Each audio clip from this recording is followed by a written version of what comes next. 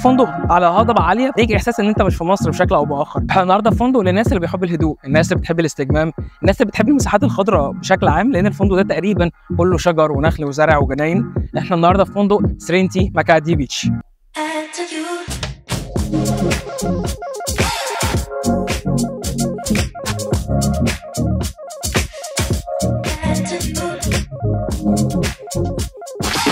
بشكل عام بتاع الفندق مختلف، يعني حتى تلاقي الناس اوريدي يعني مش بتقعد مثلا تحت شمسيه او حاجه، لا هي ممكن تقعد تحت نخله، تحت شجره. الفندق هنا كله موجود على هضبه عاليه، فهو هتلاقيه كله متدرج فيه مستويات كتير، فالفيوهات بتاعه البحر هتبقى حلوه قوي.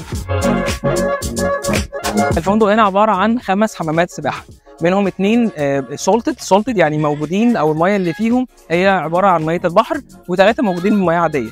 فالناس اللي مش عايزه تنزل البحر وتاخد نفس الاكسبيرينس تقريبا تقدر تنزل ال2 بولز دول.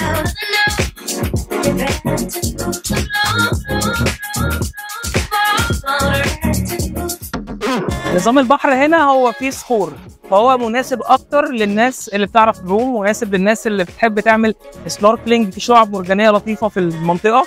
فلو ده انت بتحبه وبتعرف تعوم فالمكان هيكون مناسب جدا ليك.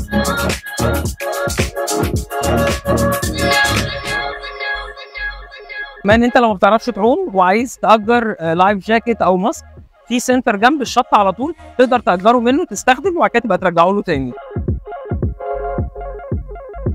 بالنسبه للمطعم الرئيسي هنا فهو بيقدم 3 وجبات في اليوم، فطار غدا وعشاء، وكل ده بيكونوا اوريدي اوبن بوفيه.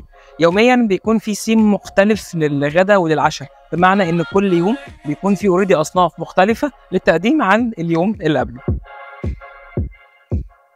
احلى واجمل غرفه موجوده هنا في سرينتي ماكادي بيتش هي الغرفه الاكزيكتيف، او ممكن نقدر نسميها ان هي عباره عن جاكوزي سويت. طب ليه هي الغرفه حلوه؟ عشان حاجتين. اول حاجه ان الغرفه بيكون فيها جاكوزي منها على الغرفه على طول. تاني حاجه ان الفيو بتاعها خيالي، لان الفيو هنا جاي بين 3 حاجات، بين البحر وبين الخضره وكمان بين حمامات السباحه اللي في الفندق.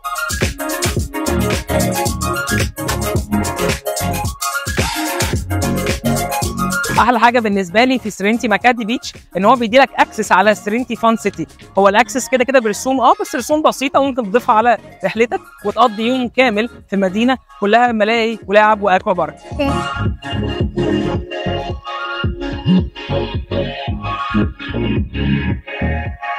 بما ان الفندق بقى مفيش فيه اكتيفيتي وانترتينمنت كتير بالليل، فلو انت قاعد زهقان انت ممكن تيجي هنا لونا بارك. لونا بارك موجوده في سرينتي فان سيتي، هي عباره عن مدينه العاب، في منها العاب للكبار والعاب للاطفال، هتيجي تقضي فيها وقت حلو وتقدر تستمتع بيها. احلى حاجه وافضل حاجه انا شايفها في الفندق بصراحه هي الهاني مون باكج. فبالنسبه للهاني مونرز بيستفادوا بشويه بنفيتس كتير وحلوه وفاليبل، يعني ليها قيمه كبيره. الفندق هنا كونسبت ريلاكس، الناس اللي عايزه تريلاكس، الناس اللي عايزه هدوء، الناس اللي عايزه استجمام، هو ده الكونسبت بتاع الفندق.